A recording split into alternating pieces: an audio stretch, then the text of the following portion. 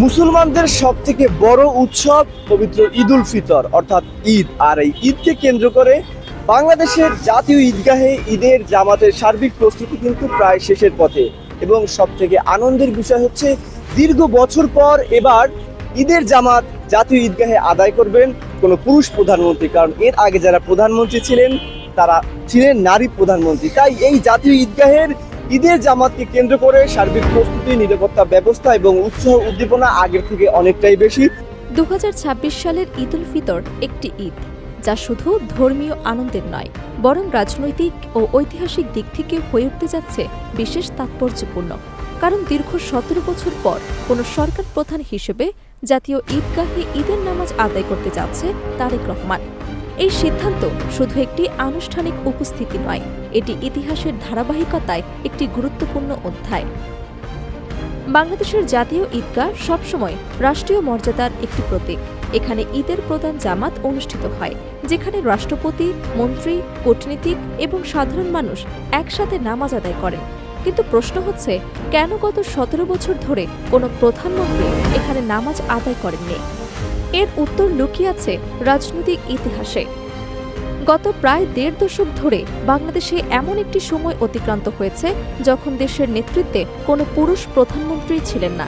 আর ইসলামী বিধান অনুযায়ী ঈদের জামাতে ইমামের পেছনের কাতারে দাঁড়িয়ে নামাজ আদায় করা হয়, যেখানে পুরুষদের জন্য নির্দিষ্ট কাতার থাকে। ফলে জাতীয় ঈদগাহে প্রধান জামাতে সরাসরি অংশগ্রহণের বিষয়টি বাস্তবিকভাবেই সীমিত হয়ে পড়ে।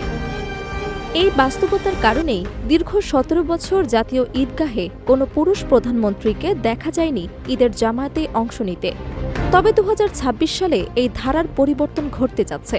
তারেক রহমান সিদ্ধান্ত নিয়েছেন জাতীয় ঈদগাহে সাধারণ মানুষের সাথে একসাথে ঈদের নামাজ আদায় করবেন। বিশ্লেষকদের মতে এই সিদ্ধান্তের মধ্যে রয়েছে বহু স্তরীয় বার্তা। প্রথমত, এটি একটি ঐতিহ্যের পুনরুদ্ধার। একসময় জাতীয় ঈদগাহে রাষ্ট্রের শীর্ষ নেতৃত্বের উপস্থিতি ছিল স্বাভাবিক বিষয়। সেই পুরনো ধারায় ফিরে যাওয়া মানেই ইতিহাসের সাথে পুনরায় সংযোগ স্থাপন। দ্বিতীয়ত, এটি একটি রাজনৈতিক বার্তা। জনগণের সাথে সরাসরি সংযোগ স্থাপন, একই কাতারে দাঁড়িয়ে নামাজ আদায় করা, এসবই একটি গণতান্ত্রিক নেতৃত্বের প্রতীক হিসেবে দেখা হয়।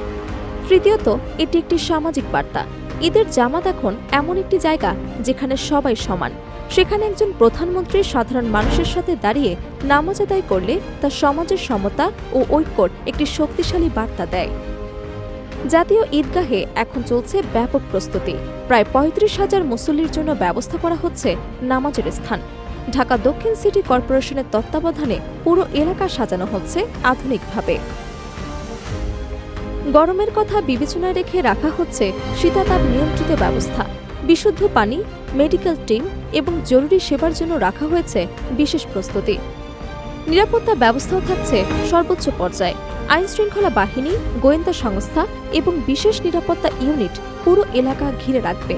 সিসিটিভি ক্যামেরা, আর্চওয়ে এবং মেটাল ডিটেক্টরের মাধ্যমে প্রতিটি প্রবেশপথে নজরদারি করা হবে। ঈদের দিন সকালে শুরু হবে মূল আয়োজন। নির্ধারিত সময়ের আগেই মুসল্লিরা উপস্থিত হবেন। এরপর নির্দিষ্ট সময় অনুযায়ী অনুষ্ঠিত হবে ঈদের জামাত। সেই জামাতে উপস্থিত থাকবেন প্রধানমন্ত্রী তারেক রহমান, যা হবে একটি ঐতিহাসিক মুহূর্ত। বিশ্লেষকরা মনে করছেন এই ঘটনা শুধু দেশের ভেতরেই নয়, আন্তর্জাতিক মহলেও গুরুত্ব পাবে। কারণ এটি একটি রাজনৈতিক পরিবর্তনের প্রতীক হিসেবে দেখা যেতে পারে। সামাজিক যোগাযোগ মাধ্যমেও ইতোমধ্যে এই বিষয়টি নিয়ে ব্যাপক আলোচনা শুরু হয়েছে। অনেকেই বলছেন এটি একটি ইতিবাচক পরিবর্তন, যা নেতৃত্বকে আরও মানবিক এবং জনগণের কাছে নিয়ে আসবে।